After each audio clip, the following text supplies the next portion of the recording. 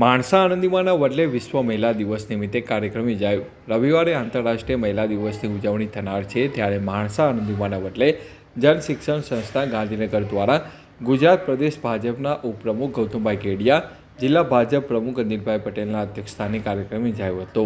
મહેમાનોનું દીપ પ્રાગટ્ય અને પ્રાર્થના બાદ સ્વાગત કરાયું હતું.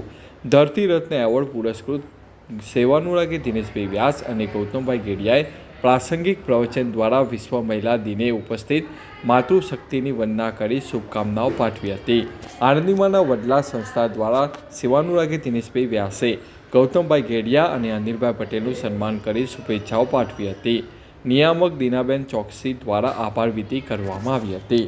વધુમાં સીવણ તેમજ બ્યુટી પાર્લરની તાલીમ લેનાર બહેનોને મહાનુભાવોના હસ્તે સર્ટિફિકેટ આપી પ્રોત્સાહિત કરવામાં આવી હતી. આ કાર્યક્રમમાં નગરપાલિકા પ્રમુખ જ્યોત્સનાબેન વાઘેલા, જન શિક્ષણ સંસ્થા ગાંધીનગરના નિયામક દીનાબેન ચોકસી, SBIના લીડ બેંક મેનેજર બળદેવભાઈ વાઘેલા, અનિલભાઈ પુરોહિત સહિત આગેવાનો હાજર રહ્યા હતા.